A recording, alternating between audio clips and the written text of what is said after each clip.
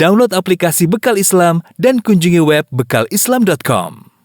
Alhamdulillahi ala ihsani wa syukru lahu ala taufiqihi wa amtinani wa asyhadu an la ilaha illallah wahdahu la syarika lahu ta'ziman li sya'nih wa asyhadu anna Muhammadan abduhu wa rasuluhu da'ila ridwanih. Allahumma salli alaihi wa ala alihi wa ashabihi wa ikhwanih. Hadirin hadirat yang dirahmati oleh Allah Subhanahu wa taala, kita melanjutkan bahasan kita tentang As-Sirah An-Nabawiyah. Pada pertemuan lalu kita telah menjelaskan tentang bagaimana Raja Najasyi radhiyallahu anhu yang begitu baik membela kaum muslimin di negeri Habasyah yang dipimpin oleh Ja'far bin Abi Thalib radhiyallahu taala anhu. Dan kegagalan orang-orang Quraisy yang ingin memprovokasi Raja Najasyi agar memulangkan para sahabat kembali ke kota Mekah. Kegagalan demi kegagalan menimpa orang-orang Quraisy yang hendak menghentikan dakwah Nabi sallallahu alaihi wasallam. Berbagai metode, berbagai uslub telah mereka tempuh untuk menghalangi dakwah Nabi sallallahu alaihi wasallam dengan mengganggu fisik, dengan mengganggu mental para sahabat, ya.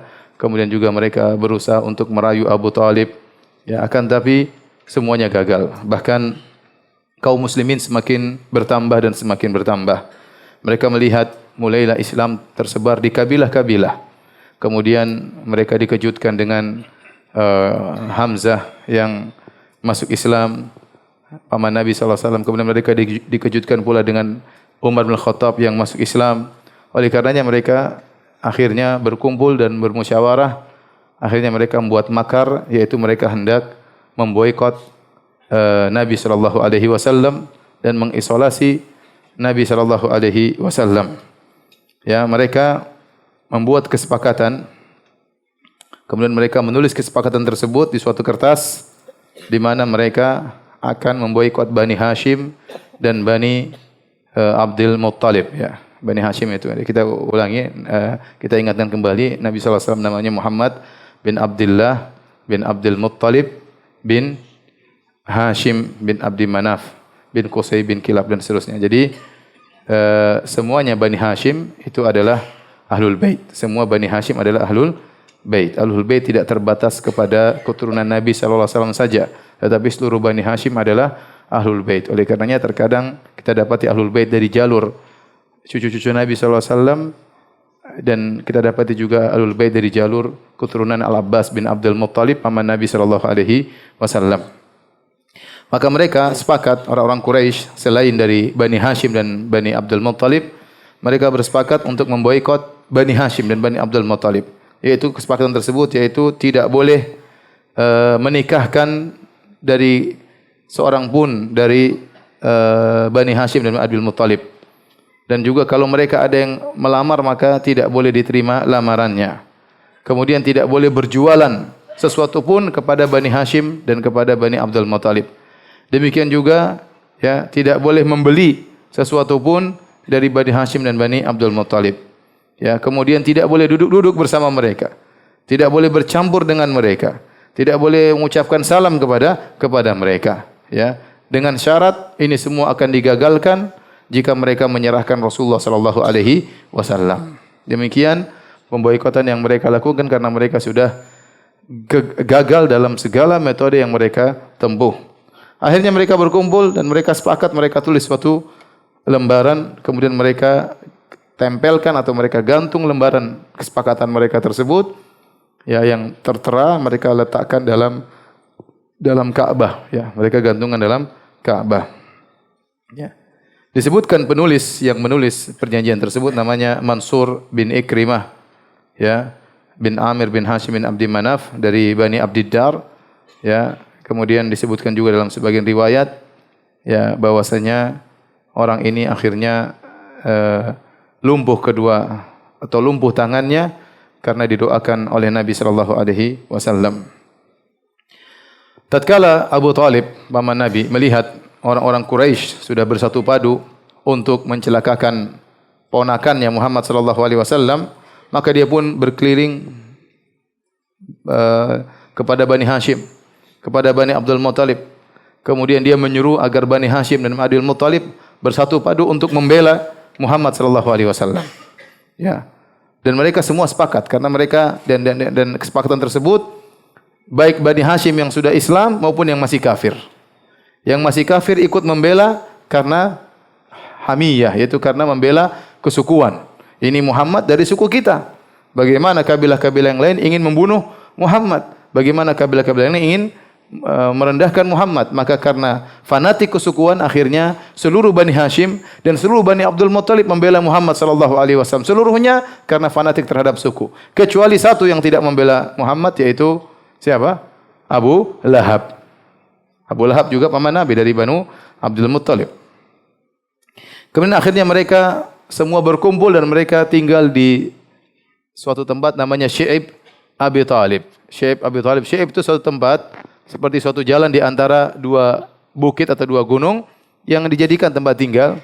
Akhirnya mereka berkumpul di situ dan mereka tinggal di situ. Dan disebutkan Abu Talib sangat khawatir dengan ponakannya Muhammad sallallahu alaihi wasallam. Kalau sudah tiba malam hari, maka dia minta agar Muhammad tidur di samping dia atau dekat dengan dia.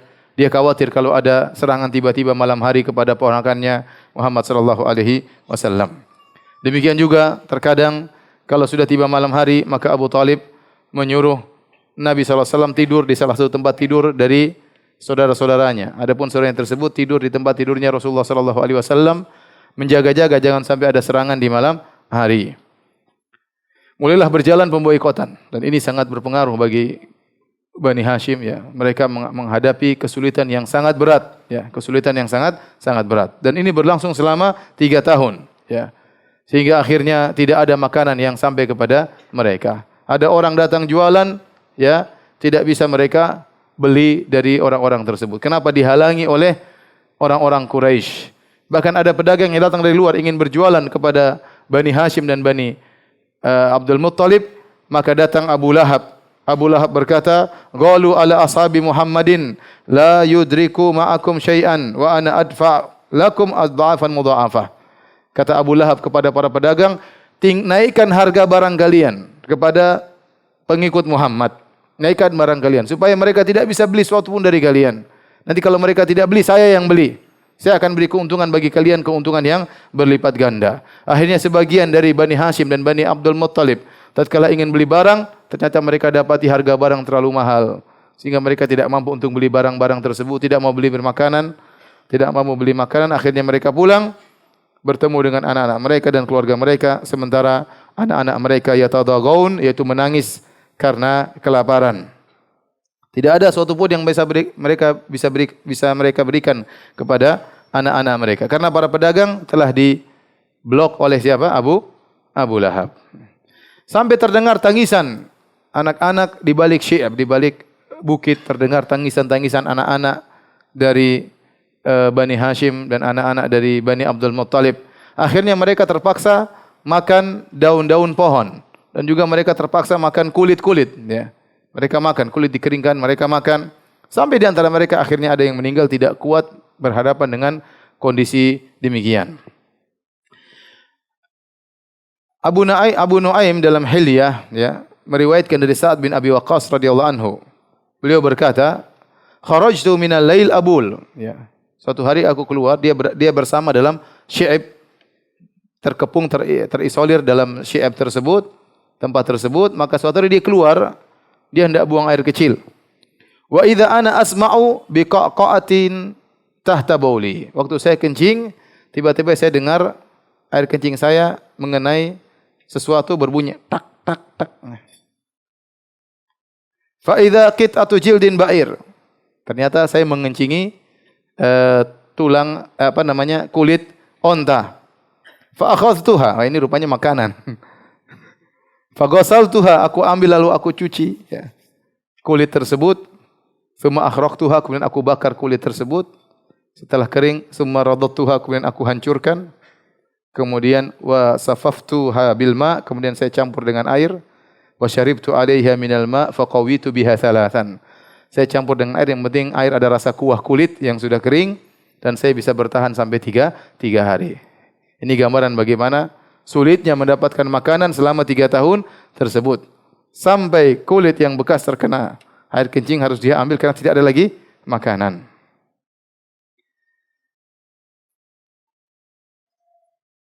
Hal ini ya menyenangkan orang-orang Quraisy tatkala mereka tahu bahwasanya ya tidak ada yang bisa beri bantuan kepada Bani Hashim dan Bani Abdul Muttalib yang terisolir dalam Syi'ab tersebut. Kalau ada yang ingin memberi bantuan, maka akan beri bantuan dengan diam-diam. Ada dari orang-orang Quraisy yang tidak tega. Mereka kafir, tapi mereka tidak tega. Masa Muhammad ini kan kerabat kita. Dia dari Bani Hashim, Quraisy, ya. Bagaimana kita tega membiarkan kerabat kita seperti tidak makan, tidak minum, kesulitan, kehausan, kelaparan, anak-anaknya menangis, banyak yang meninggal. Akhirnya di antara mereka ada yang memberi bantuan secara diam-diam. Di antara orang-orang kafir yang memberikan bantuan secara diam-diam adalah Hakim bin Hizam. Hakim bin Hizam radhiyallahu anhu waktu itu masih kafir. Hakim bin Hizam adalah ponakannya Khadijah. Ponakannya Khadijah radhiyallahu taala anha, ya. Maka di antara juga yang memberi bantuan secara diam-diam adalah Hisham bin Amr al-Amiri. Hisham bin Amr al-Amiri. Dan dia sangat menyambung silaturahmi dengan Bani Hashim. Maka dia datang malam-malam dengan membawa onta. Onta tersebut ditaruh makanan di atasnya, dipikulkan makanan. Kemudian dia pukul onta tersebut sambil diarahkan menuju ke Syi'ab tadi, yaitu jalan di antara tempat tinggalnya Bani Hashim dan Bani Abdul Muttalib. Ya, kemudian dia biarkan ontanya sampai ke sana agar makanan sampai kepada Bani Hashim dan Bani Abdul Muttalib dan Nabi sallallahu alaihi wasallam yang sedang terkepung di tempat tersebut. Suatu hari Hakim bin Hizam, ya, ponakannya Khadijah, ingin beri bantuan kepada Bani Hashim dan Bani Abdul Muttalib. Maka dia pun bawa gandum, kemudian dia menyuruh seorang budaknya untuk memikul gandum tersebut untuk diserahkan kepada bibinya Khadijah radhiyallahu taala anha, Khadijah binti Khuwailid, istri Nabi, karena Khadijah ikut terkepung juga di situ. Ya. Kemudian tatkala dia berjalan bersama budaknya tersebut sambil mikul gandum, tiba-tiba ketahuan oleh Abu Jahal. Abu Jahal kemudian menegurnya. Berkata, "Atadhhabu bi ta'am ila Bani Hashim?" Wahai Hakim bin Hizam, kau ingin mengirim makanan kepada Banu Hashim? Fa wallahi la tabrahu anta wa ta'amuka hatta afdhahaka bi Makkah. Demi Allah, bayangkan Abu Jahal bersumpah demi apa? Demi Allah. Demi Allah, kau tidak akan pergi dari sini dan makananmu tidak akan sampai kepada mereka sampai aku bongkar keburukanmu ini di kota Mekah. Saya ingin bikin malu engkau. Faja'ahu Abul Bakhtari bin Hisham. Datang seorang lagi dari Quraisy yang baik juga, namanya Abul Bakhtari bin Hisham. Faqala ma laka wa lahu? Ada apa dengan engkau ya Abu Jahal? Apa urusanmu dengan Hakim bin Hizam? Abu Jahal berkata, "Yahmilu ta'ama ila Bani Hashim." Ini orang ingin mengirim makanan kepada Bani Hashim. Abul Bakhtari mengomentari, "Ta'amun kana li ammatihi indahu fa ba'athat ilaihi. Afatamna'u an ya'tiyaha bi ta'amiha?" Wahai Abu Jahal, ini makanan mau dia kirim ke bibinya, kau larang-larang. Ini makanan mau diberikan kepada bibinya, kau larang. Khalli sabilar rajul, biarkan dia pergi. Abu Jahal enggak mau. Akhirnya ributlah antara Abu Jahal dengan Abul Bakhtari. Kemudian Abul Bakhtari ya mengambil memegang onta yang dibawa oleh budak yang diletakkan gandum di atasnya, maka dia pun pukul onta tersebut, kemudian dipukul dengan keras supaya onta tersebut kabur lari menuju ke Bani Hashim untuk bawa apa? Makanan. Waktu itu Hamzah bin Abdul Muttalib paman Nabi sallallahu alaihi wasallam dekat dengan mereka melihat keributan mereka. Tatkala mereka tahu ada Hamzah melihat mereka, akhirnya mereka diam, tidak jadi ribut. Khawatir nanti mereka ditertawakan oleh siapa? Hamzah. Jangan sampai kita ketahuan ribut. Ya udah, biarin aja. Meskipun demikian dalam kondisi terisolir, diboikot, Nabi SAW tetap berdakwah. Malam, siang, hari tetap berdakwah. Pergi ke Quraisy, dia berdakwah kepada mereka agar mereka masuk Islam. Ya. Namun, di antara hikmah disebut oleh para ulama, dengan kejadian ini, 3 tahun mereka diboikot, mulailah muncul orang-orang baik dari orang-orang Quraisy yang sadar bahwasanya perbuatan Abu Jahal dan kawan-kawannya perbuatan yang buruk. Mengajarkan mereka untuk memutuskan silaturahmi dengan Bani Hashim dan Bani Abdul Muttalib.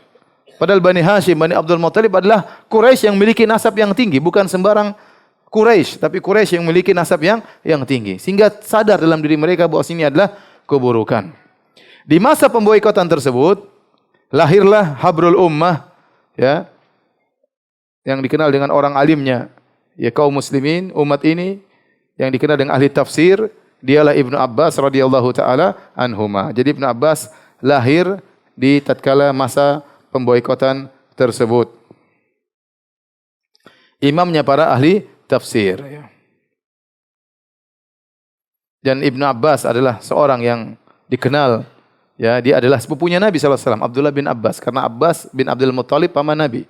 Ibnu Abbas anaknya Al-Abbas bin Abdul Muttalib sepupu Nabi sallallahu alaihi wasallam, namun umurnya dengan Nabi sangat jauh, ya. Dia lahir sekitar 3 tahun atau 4 tahun sebelum Nabi berhijrah, ya. Sebelum Nabi berhijrah. Dan dia adalah seorang yang tampan, kemudian seorang yang tinggi, kemudian sangat cerdas, ya. Dan termasuk orang-orang yang sempurna. Taib. Akhirnya Banu Hashim selama 3 tahun tinggal di Syi'ib Abu Talib, kemudian terboikot, ya. Dan mereka merasakan penderitaan yang luar biasa. Akhirnya sebagian orang-orang Quraisy yang hatinya masih ada, kasihan sama Bani Hashim. Padahal mereka orang kafir. Dan mereka tahu ini tidak baik seperti ini, ya. Hati mereka masih ada dan mereka tahu ini perbuatan yang buruk. Akhirnya mereka mulai berpikir bagaimana agar pemboikotan ini, pemutusan silaturahmi ini bisa selesai, bisa berhenti. Yang paling depan dalam hal ini adalah Hisham bin Amr. Hisham bin Amr yang tadi mengirimkan makanan malam-malam kepada Bani Hashim, ya. Dia memiliki kekerabatan dengan Bani Hashim. Dan dia adalah orang yang mulia di kaumnya. Dan dia telah berusaha untuk membantu Bani Hashim tatkala di hari-hari mereka diboikot. Maka dia berpikir bagaimana agar perkara ini bisa selesai. Maka berjalanlah dia, Hisham bin Amr al-Amiri, dia berjalan menuju seorang bernama Zuhair bin Abi Umayyah al-Makhzumi. Zuhair bin Abi Umayyah al-Makhzumi dari kabilahnya Abu Jahal, karena Abu Jahal dari Banu Makhzum. Zuhair bin Abi Umayyah. Tetapi ibunya adalah Atikah, bibinya Rasulullah sallallahu alaihi wasallam. Atikah bintu Abdul Muttalib. Jadi tantenya Nabi siapa? Atikah, ya. Jadi punya kekerabatan dekat dengan Nabi. Berarti dia sepupunya siapa? Nabi sallallahu alaihi wasallam. Maka Hisham menegur Zuhair, "Ya Zuhair, aqad radita an ta'kula at-ta'am wa talbasu ath-thiyab wa tankiha an-nisa wa akhwaluka haitsu qad alimta la yuba'un wa la yubta' minhum wa la yankihun wa la yunka ilaihim." Apakah kau senang wahai Zuhair? Engkau makan makanan, engkau pakai pakaian, engkau menikahi para wanita. Sementara paman-pamanmu, om-ommu dari Bani Hashim, kondisi mereka sebagaimana kau ketahui. Mereka tidak bisa beli barang, mereka tidak bisa menjual barang, mereka tidak bisa menikah dan mereka tidak bisa menikahkan. Ama inni ahlifu billah, law kanu akhwala Abil Hakam bin Hisham, thumma da'utu ila mithli ma da'aka ilahi minhum, ma ajabukum ilahi abada. Kemudian Hisham memprovokasi Zuhair. Wahai Zuhair, demi Allah saya bersumpah, seandainya kejadian ini menimpa Abu Jahal, kemudian ya engkau menyuruh Abu Jahal untuk memboikot paman-pamannya, Abu Jahal tidak akan nurut sama engkau. Masa sekarang kejadian ini terjadi pada paman-pamanmu, kau ikut memboikot paman-pamanmu, sementara kau dalam hidup enak, makan, minum, pakai pakaian, menikah, ya. Akhirnya dia berkata, "Wahai Hakum ya Hisham, madza asna?" Celaka engkau Hisham, apa yang bisa saya lakukan? Bagaimana saya bisa bantu mereka? Sementara orang Quraisy semua memboikot Bani Hashim. Inna ma'ana rajulun wahid. Saya cuma satu orang, gimana saya bisa bantu mereka? Wallahi law kana ma'i rajulun akhar lakumtu fi naqdiha hatta anqudhaha. Kalau ada teman satu saja temani saya akan batalkan perjanjian tersebut. Kemudian Hisham berkata, "Waqad wajadtu rajulan." Sungguh kau telah dapat temanmu. Siapa? Saya. Kita berdua.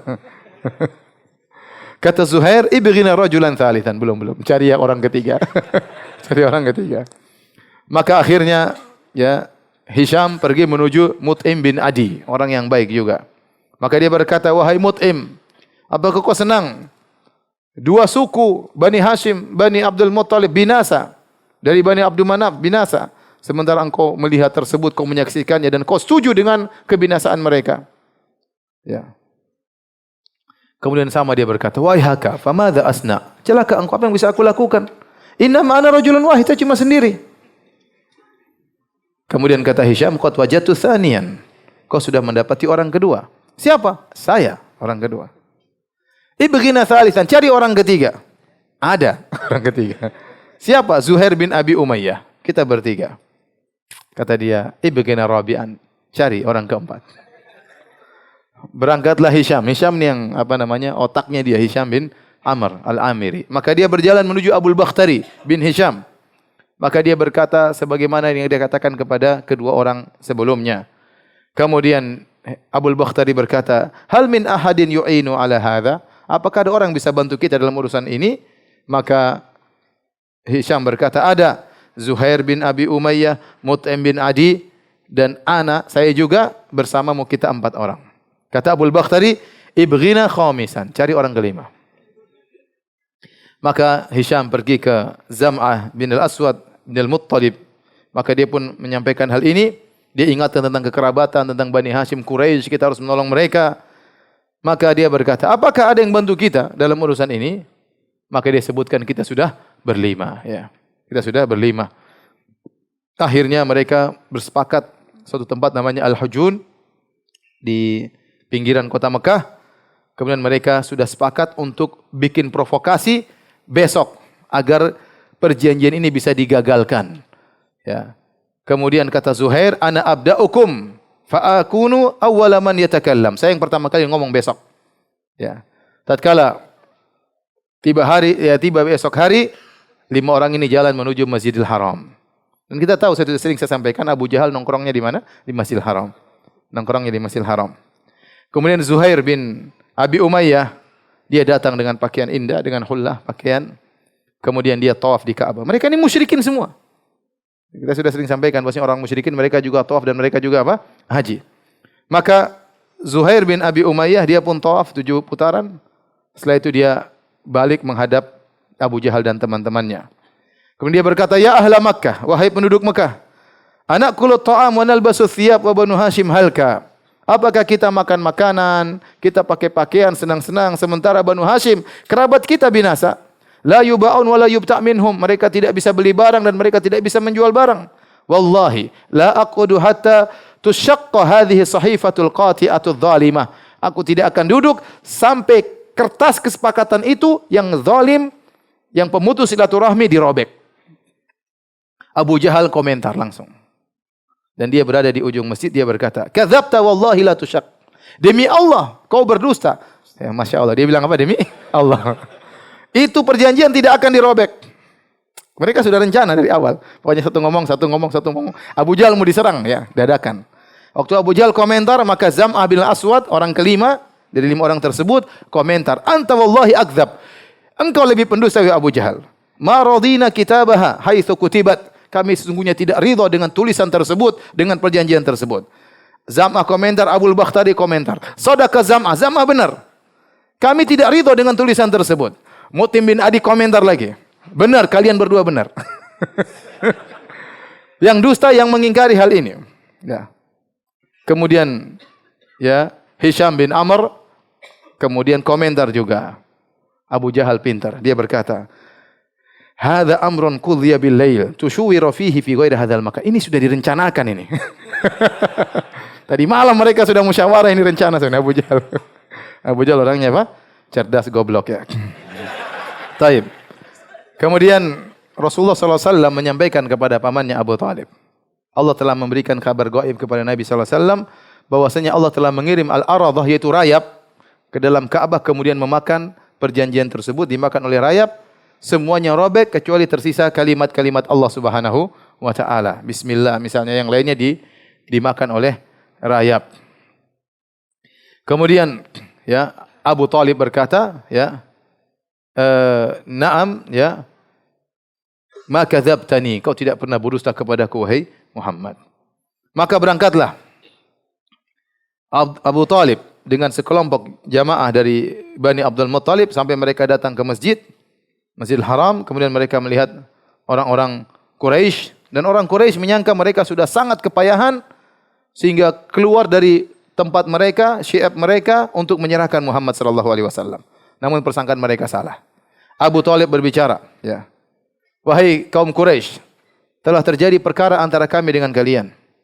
Datangkanlah kertas perjanjian kalian tersebut yang di situ ada kesepakatan kalian. Ya, bisa jadi semoga ada kesepakatan antara kita dengan kalian. Kemudian Abu Talib berkata, sungguhnya aku mendatangi kalian, ya, aku akan menyampaikan satu perkara yang di situ ada keadilan antara aku dengan kalian. Sungguhnya ponakanku Muhammad telah mengabarkan kepadaku, walam yakdzibni qat, dan dia tidak pernah berdusta kepadaku. Dia telah mengabarkan kepadaku bahwasanya Allah telah mengirim rayap untuk memakan kertas perjanjian tersebut. Maka dimakanlah kertas seluruhnya kecuali tulisan Bismikallahumma. Ya. Kemudian Abu Talib berkata, kalau benar apa yang diucapkan oleh Muhammad, ya, Fallahi la nuslimu hatta namuta an akhirina. Kalau benar yang dikatakan Muhammad ternyata kertas tersebut sudah dimakan oleh rayap, demi Allah, kami tidak akan menyerahkan Muhammad sampai kami semuanya tewas. Wa in kana alladhi yaqulu batilan dafa'na ilaikum sahibana. Kalau ternyata Muhammad bohong, kami akan serahkan Muhammad kepada kalian. Akhirnya orang-orang Quraisy berkata, qad ansaftana radina billadhi taqul. Engkau benar, ini perkataan yang adil. Ya, kami ridha, kami suka dengan perkataan ini. Maka mereka pun masuk ke Ka'bah, mereka buka perjanjian tersebut, ternyata mereka mendapati ternyata kertas tersebut sudah robek, ya, sebagaimana yang dikabarkan oleh Nabi SAW, kecuali tulisan apa? Bismikallahumma. Ya. Akhirnya Abu Talib pergi menuju Ka'bah dengan orang-orang teman-temannya, kemudian mereka berdoa kepada Allah Subhanahu Wa Taala. Mereka berkata, Allahumma ansurna ala man zalamana. Ya Allah, tolonglah kami terhadap orang-orang yang telah menzalimi kami, wa qata arhamana, yang telah memutuskan silaturahmi kepada kami. Kemudian dia pun pulang bersama teman-temannya menuju tempat tinggal mereka, itu di Syi'ab Abi Talib. Akhirnya tatkala itu Al-Mut'im bin Adi, dia pun pergi menuju sisa kertas tersebut, kemudian dia robek-robek. Kemudian dia berjalan menuju ke bersama orang-orang Quraisy yang bersama dia. Kemudian dia bawa pedang dan bawa senjata, kemudian dia pergi menuju kepada Syi'ab Abi Talib, kemudian dia suruh Bani Hashim agar keluar dari tempat tinggal mereka, agar kembali seperti sedia kala. Akhirnya Bani Hashim, Bani Abdul Muttalib yang tadinya terisolir di tempat tersebut, akhirnya keluar, ya, perjanjian tersebut sudah batal, ya, hancurlah rencana Abu Jahal dan teman-temannya, dan itu terjadi pada tahun 10 kenabian. Tahun 10 kenabian, ya. Jadi Nabi di Mekah berapa tahun? 13 tahun, sekitar 3 tahun sebelum hijrah. Jadi makanya masih dikatakan tahun ke-5 kenabian, tahun ke-7 kenabian, tahun ke-10 kenabian. Nanti kalau sudah pindah ke kota Madinah baru tahun pertama Hijriah, tahun kedua Hijriah, begitu ya. Ini masih tahun 10 kenabian, belum tahun Hijriah.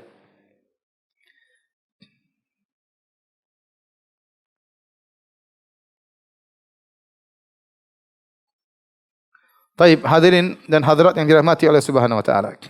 Setelah itu tidak lama terjadi kejadian yang sangat menyedihkan Nabi sallallahu alaihi wasallam, yaitu wafatnya pamannya Nabi sallallahu alaihi wasallam, yaitu Abu Talib.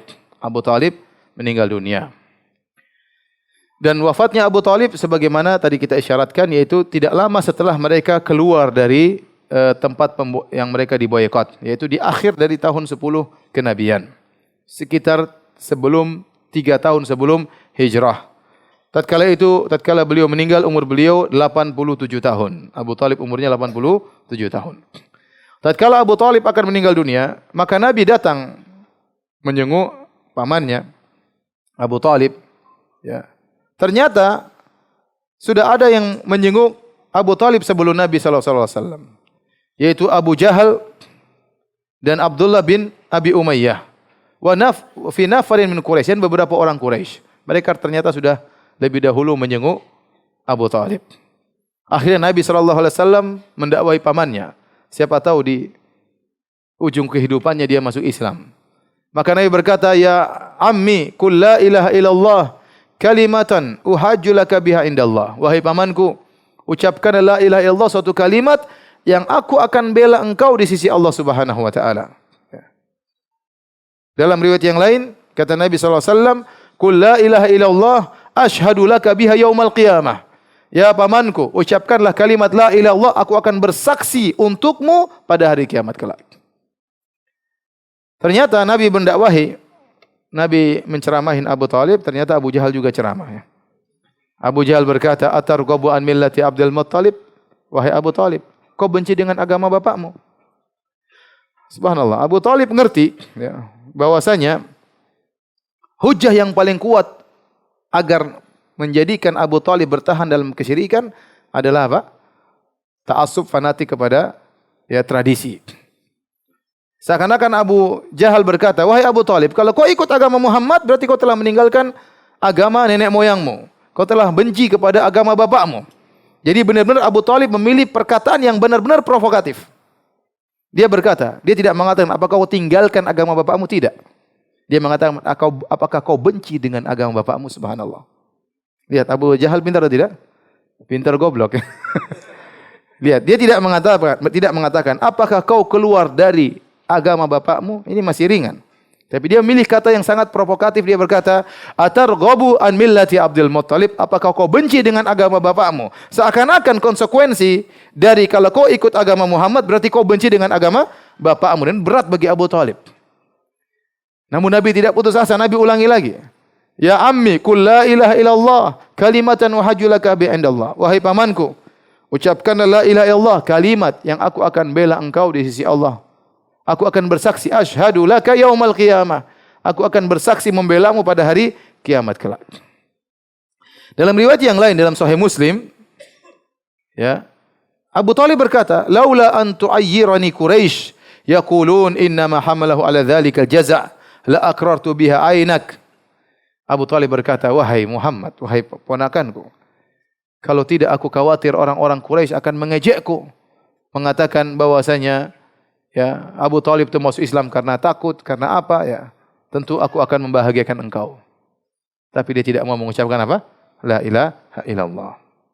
Maka turunlah firman Allah Subhanahu wa taala, innaka la tahdi man ahbabta walakinallaha yahdi man yasha.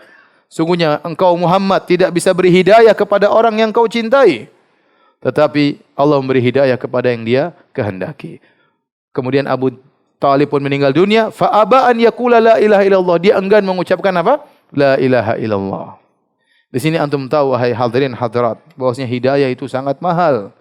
Hidayah itu sangat bernilai. Bayangkan Abu Talib yang begitu sayang kepada Nabi, dan Nabi sangat sayang kepada Abu Talib.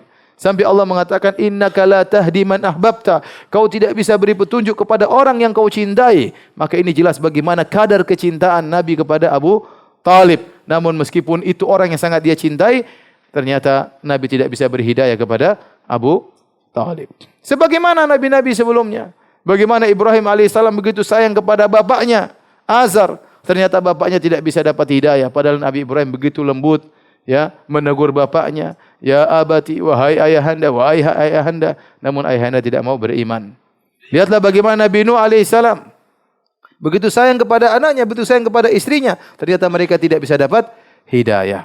Nabi Lut alaihissalam begitu sayang kepada istrinya, ternyata tidak dapat hidayah.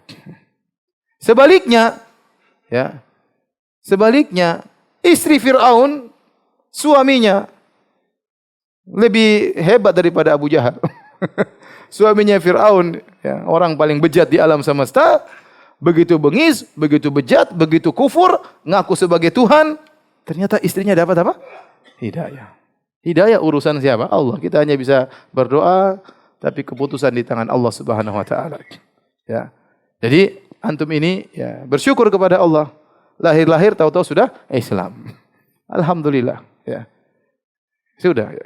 Bersyukur, banyak bersyukur kepada Allah. Lihatlah Abu Talib yang begitu dicintai oleh Nabi, ternyata Nabi tidak bisa beri hidayah kepadanya dengan usaha yang luar biasa. Padahal dia begitu cinta juga kepada Nabi, begitu membela Nabi SAW, rela mati demi ponakannya Muhammad. Tetapi dia takut dicela oleh kaumnya. Dan dalam syairnya dia berkata, ya, walaqad alimtu bi anna dina Muhammadin min khairi adyanil bariyati dinan, walaula al-malamatu wa hidharu masabbatin lawajadtani samhan bidzaka mubina. Sungguh aku tahu bahwasanya agama terbaik yang ada di antara manusia adalah agama ponakanku Muhammad. Kalau bukan karena aku takut dicela, dicerca, engkau akan dapati aku akan masuk dalam agama tersebut. Namun dia takut dicerca, takut dituduh benci kepada agama bapaknya, akhirnya dia meninggal dalam kondisi musyrik. Itulah kesudahan dari Abu Talib. Maka Allah turunkan firman-Nya, innaka la tahdi man ahbabta walakinnallaha yahdi man yasha. sungguhnya engkau tidak bisa beri petunjuk kepada orang yang kau cintai wahai Muhammad, akan tapi Allah beri petunjuk kepada yang Allah kehendaki. Nabi SAW waktu tahu pamannya meninggal dalam kondisi musyrik, Nabi masih bisa berharap menolong pamannya. Maka dia berkata, "Wallahi la astaghfiranna laka ma lam unha anhu." Demi Allah, aku akan mohon ampunan bagimu wahai pamanku selama aku tidak dilarang. Ternyata Allah turunkan ayatnya melarang hal tersebut. Ya, makana lin nabi walladzina amanu ay yastaghfirul musyrikin walau kanu uli qurba min ba'di ma tabayyana lahum annahum ashabul jahim. Allah turunkan firman-Nya, tidak pantas bagi seorang nabi dan tidak pantas bagi orang-orang beriman untuk mohon ampunan bagi orang-orang musyrikin meskipun mereka adalah karib kerabat setelah jelas bahwasanya mereka adalah penghuni neraka jahanam. Oleh karenanya hukum berlaku dalam Islam, tidak boleh kita mendoakan orang kafir dengan ampunan, dengan rahmat setelah mereka meninggal dunia. Tidak boleh, hukumnya haram. Ya. Tahu-tahu misalnya ada orang musyrik, saudara kita meninggal, kita bilang semoga Allah ampuni dia. Tidak boleh. Semoga Allah merahmatinya. Tidak boleh. Kalau dia masih hidup, kita bisa doakan, ya Allah berilah petunjuk kepadanya. Kalau sudah meninggal, sudah selesai. Tidak boleh. Bahkan ada larangan. Nabi dilarang. Kalau boleh mendoakan orang musyrik, maka Nabi lebih utama mendoakan pamannya. Mungkin orang musyrik terbaik di dunia ini Abu Talib. Kalau saya boleh katakan orang musyrik terbaik di dunia ini Abu Talib. Bagaimana tidak baik? Dia rela mati membela Muhammad SAW. Dia punya peran besar dalam mengembangkan dakwah Islam di awal Islam. Perannya sangat besar. Tetapi qadarullah dia meninggal dalam kondisi musyrik. Makanya saya sangat sedih tatkala saya mendengar ada Baba Vatikan meninggal ya. Kemudian ada seorang ulama besar terkenal di dunia ini kemudian berkata, semoga Allah merahmatinya karena keikhlasannya. Subhanallah. Benar ini. Kalau saya sebutkan namanya antum kaget, tapi orang terkenal, sangat top, punya buku banyak. Kemudian dia berkata, semoga Allah merahmati ya Paulus karena keikhlasannya dalam membuat orang menjadi syirik kepada Allah Subhanahu wa taala. Ayat sudah jelas dilarang kemudian ya. Enggak boleh. Baik. Waktu Abu Talib meninggal dunia, datanglah Ali bin Abi Talib datang kepada Nabi. Kata Ali bin Abi Talib dalam Sunan Abi Daud dengan sanad yang hasan, dia berkata, "Lamma mata Abu Talib." Ali yang bercerita, anaknya sendiri. Ali bin Abi Talib, dia cerita. Tatkala mati Abu Talib. Dia tidak bilang tatkala wafat bapakku ya. Tatkala meninggal Abu Talib. Ataitu Rasulullah, aku pun mendatangi Rasulullah sallallahu alaihi wasallam. Fakultu, aku berkata kepada Nabi, "Inna ammaka Syekhud Dhal qad mat." Lihat perkataan Ali yang agak keras. Dia mengatakan, "Inna ammaka Syekhud Dhal." Wahai Rasulullah, sungguhnya pamanmu seorang tua yang tersesat itu sudah meninggal. Ini dibilang tentang bapaknya. Dulu memang orang subhanallah sangat kuat sehingga pokoknya kalau musyrik sudah putus hubungan. Ya. Maka kata Nabi sallallahu alaihi wasallam, "Idhab fawari abak." Nabi dengan kata-kata lembut, "Pergilah engkau wahai Ali, kubur bapakmu." Nabi sayang kepada Abu Talib, cuma dia musyrik. Kata Ali, "Enggak, innahu mata kafiran." Dia meninggal kafir, saya tidak mau kuburin. Kata Nabi sallallahu alaihi wasallam, "Idhab fawari." Pergilah dan kuburkanlah dia.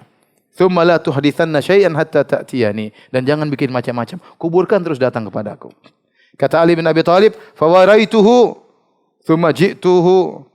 Ya. Maka aku pun datang menemui Nabi setelah menguburkannya. Fa amarani faktasaltu wa Ali. Kemudian dimerintahkan aku untuk mandi, aku mandi, kemudian Nabi mendoakan aku. Tapi bagaimana nasib Abu Talib di akhirat? Apakah perjuangannya selama ini bermanfaat? Ya. Karena dia meninggal dalam kondisi musyrik, namun dia membela Islam luar biasa. Ya. Datang Al-Abbas bin Abdul Muttalib. Al-Abbas bin Abdul Muttalib paman Nabi.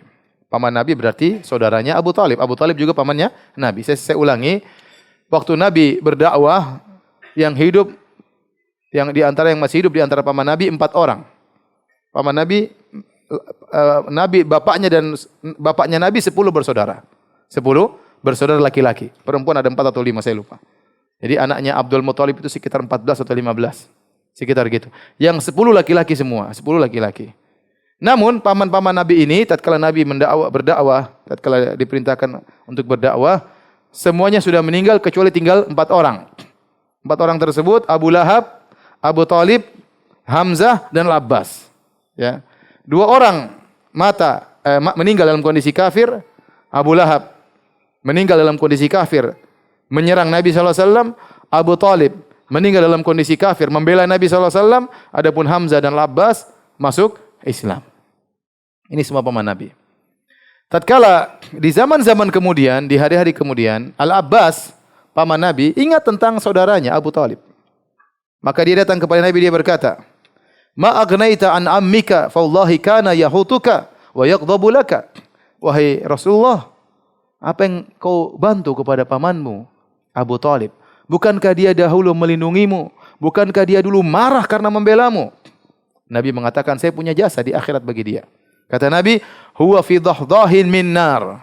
Walaula ana lakana fi darkil asfali minan nar. Abu Talib di neraka jahanam berada di dahdah. Dahdah itu dalam bahasa Arab seperti kalau kita lewat ke sungai, airnya lagi surut.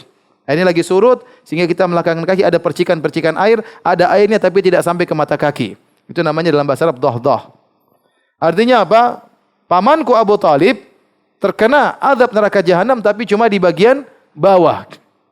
Kalau bukan karena aku, kata Nabi SAW, tentu dia akan berada di neraka jahanam yang paling dasar. Tempatnya orang-orang musyrikin. Dan ini satu-satunya orang musyrik yang Allah beri pengecualian, dia mendapatkan keringanan dalam hukuman. Tapi tidak keluar dari neraka. Tetap diazab, tetapi diberi apa? Keringanan.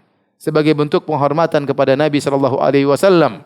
Syafaatnya kepada paman yang meninggal dalam kondisi musyrik, diazab dengan azab yang paling ringan. Dalam riwayat yang lain, ini hadis Al-Abbas bin Abdul Muttalib. Dalam hadis yang sahih Muslim, sahih Bukhari juga, dari Abu Sa'id Al-Khudri, annahu sami'a an-nabi sallallahu alaihi wasallam wa dzukira indahu ammuhu. Dzukira indahu ammuhu. Dia mendengar Nabi tatkala disebutkan tentang pamannya Abu Talib, maka Nabi berkomentar. Nabi berkata, la'allahu tanfa'uhu syafaati yaumal qiyamah. Semoga syafaatku bermanfaat baginya pada hari kiamat kelak. Fayuj'alu fi dhahdahi minan nar. Maka dia diletakkan di api yang ringan, yaitu cuma terkena alas atau terkena kakinya. Ya bulugu ka'baihi yaghli minhu dimaguhu. Api yang hanya sampai pada mata kakinya, namun otaknya mendidih. Kemudian juga hadis ini diriwayatkan dalam Sahih Muslim dari Ibnu Abbas. Ibnu Abbas berkata, ahwanu, dari Nabi SAW, bahwasanya Rasulullah SAW bersabda, ahwanu ahlin nar adzaban Abu Talib. Orang yang paling ringan azabnya di neraka jahanam siapa? Abu Talib. Wa huwa munta'ilun bin na'laini yaghli minhuma dimaguhu. Dia menggunakan sendal dari neraka jahanam membuat otaknya mendidih. Dan hadis-hadis tentang diazabnya Abu Talib dalam neraka jahanam diriwayatkan oleh banyak sahabat, ya. Oleh banyak sahabat, ya. Di antaranya Al-Abbas bin Abdul Muttalib, saudara kandungnya sendiri. Di antaranya Ibnu Abbas, ponakannya sendiri. Di antaranya Abu Sa'id Al-Khudri, di antaranya Abu Hurairah. Ada banyak hadis. Karena belakangan ini muncul sebagian orang yang meragukan hal ini, ingin membuat keraguan. Kata mereka, ya, Abu Talib masa meninggal dalam kondisi musyrik, ya. Abu Talib masa membela Islam kemudian mati dalam kondisi kafir. Hadis-hadis dalam Sahih Bukhari, Sahih Muslim apa? Dhaif katanya. Gimana dhaif Sahih Bukhari, Sahih Muslim? Gimana dhaif yang meriwayatkan sahabat banyak? Ya. Ya. Bukan cuma satu sahabat, banyak sahabat yang meriwayatkan hal tersebut. Ya. Sampai orang-orang Syiah seperti At-Tabatabai dalam tafsirnya, Syiah menyatakan Abu Talib meninggal dalam kondisi apa? Islam. Dia mengatakan Abu Talib meninggal dalam kondisi Islam, bahkan surganya lebih tinggi daripada Muhajirin dan Ansar, kata dia. Kenapa? Dia tidak ingin menyatakan ada, ya, paman Nabi yang Ahlul Bait yang meninggal dalam kondisi musyrik. Dan ini tidak bisa berjalan. Taruhlah kalau memang Abu Talib itu meninggal dalam kondisi Islam, tetap saja ada Ahlul Bait yang meninggal kafir. Contohnya Abu Lahab. Jadi kaidah bahwasanya seluruh keturunan Nabi itu pasti Islam itu enggak benar. Makanya Asy-Syaukani membantah dalam tafsirnya, betapa banyak keturunan Nabi yang benar-benar saleh dan betapa banyak yang kafir. Contoh, seluruh orang Yahudi keturunan dari siapa? Nabi Yakub alaihissalam. Semua orang Yahudi keturunan siapa? Nabi Yakub. Apakah semuanya orang-orang saleh? Bajingan-bajingan sekarang mereka seluruhnya. Ya. Tidak semua keturunan Nabi kemudian pasti maksum, terjaga dari kesalahan. Contohnya anaknya Nabi Nuh. Nabi anaknya apa? Kafir. Atasnya juga bisa jadi kafir. Ibrahim, bapaknya apa? Kafir. Kemudian Nabi Ismail alaihissalam punya keturunan namanya kaum Quraisy. Semua kaum Quraisy keturunan Nabi siapa? Ismail. Semua Quraisy adalah keturunan Nabi Ismail. Apakah semua Quraisy baik? Abu Jahal Quraisy, ya. Abu Lahab Quraisy, dan mereka di neraka Jahannam. Jadi tidak syarat bahwasanya seorang nabi bawahnya harus maksum, atasnya harus benar juga. Tidak ada syaratnya. Akhirnya mereka mencoba untuk menakwil. Kata mereka, Ibrahim yang kafir itu bukan bapaknya, pamannya. Enggak mungkin Ibrahim dari keturunan apa? Kafir. Terus Nabi Nuh itu bukan anaknya, ponakannya. Repot kan gitu. Dan seterusnya. Kita bilang enggak, Allah punya hikmah di balik ini semua. Bagaimana pentingnya tauhid, sebesar apa kebaikan Anda, sebesar apapun jasa Anda terhadap dunia, terhadap umat, terhadap Islam, kalau Anda ternyata meninggal dalam kondisi musyrik, tidak ada nilainya di sisi Allah Subhanahu wa taala. Ya. Kata Allah, faja'alnahu haba'an manthura. Faqadimna ila ma 'amilu min 'amalin faja'alnahu haba'an manthura. Kami nampakkan bagi mereka pahala-pahala yang mereka lakukan dari perbuatan amal soleh mereka. Lalu kami jadikan itu semua sebagai debu yang berterbangan. Tidak ada nilainya. Oleh karenanya, ya, dan ini bantahan saya sering sampaikan terhadap orang-orang liberal yang mereka mengatakan tujuan agama itu yang penting adalah berakhlak mulia. Kalau Anda berakhlak mulia dengan agama apapun, Anda masuk surga. Itu syubhat yang mereka sering bilang. Mereka mengatakan agama ini hanyalah sarana agar seorang bisa berakhlak mulia. Nah, kalau ada orang berakhlak mulia dengan agama apapun, yang penting dia sudah mencapai tujuan berakhlak mulia, maka dia akan masuk surga. Ya. Dan ini tidak benar. Kita bilang tujuan agama bukan itu. Itu sekunder. Yang primernya yang sungguhnya Allah berfirman, "Wa ma khalaqtul jinna wal insa illa liya'budun." Tidaklah aku ciptakan jin dan manusia kecuali untuk menyembah siapa? Allah. Kamu diciptakan di alam semesta ini oleh Allah untuk membuktikan engkau seorang hamba. Dan bukti kau seorang hamba, kau tidak boleh beribadah kepada selain Allah. Berakhlaklah mulia kepada Tuhanmu yang telah menciptakanmu. Percuma kau berakhlak mulia dengan manusia, ternyata kau kurang ajar dan biadab terhadap Tuhan yang menciptakanmu. Bagaimana Allah yang telah menciptakan engkau, memberi rezeki kepadamu, memberi kehidupan kepadamu, memberikan anak istri kepadamu, terus kau berterima kasih menyembah kepada selain Allah Subhanahu wa taala. Ya. Ini tidak benar. Oleh karenanya, kalau dikatakan bahwasanya tujuan yang terpenting adalah akhlak mulia, kita katakan maka seharusnya Abu Talib berada di surga Firdaus. Harusnya demikian. Ya tidak? Dia orang paling berjasa kepada Islam. Lebih berjasa daripada ente semuanya. Daripada saya juga ya. Jasa kita terhadap Islam apa? Sedikit. Abu Talib jasanya luar biasa. Rela mati di saat-saat genting. Bayangkan, bela Nabi SAW luar biasa. Saya mengajak orang-orang kafir yang lainnya untuk membela Rasulullah SAW luar biasa. Tapi ternyata dia masuk neraka Jahannam. Kalau yang jadi tujuan hanya sekedar akhlak mulia, kita bilang kalau ada orang ateis baik, masuk surga atau tidak? Tanya sama orang liberal, ada orang ateis baik, ramah sama tetangga, suka beri bantuan kepada tetangga, tapi dia tidak percaya Tuhan. Kira-kira dia masuk surga atau tidak? Oh, dia saja tidak percaya surga, Tuhan saja tidak percaya, dia bilang dia masuk surga. Ya. Tentunya kita bilang tidak. Kalau ada PKE yang baik. Oleh karena para hadirin Allah Subhanahu wa taala, jadi ini bantahan terhadap orang liberal, bantahan terhadap orang Syiah yang mengatakan Abu Talib meninggal dalam kondisi apa? Islam, dalam rangka untuk berlebih-lebihan terhadap membela nasab mereka dan yang lainnya. Ini tidak benar. Kita membela Rasulullah SAW tidak harus dengan demikian. Ya.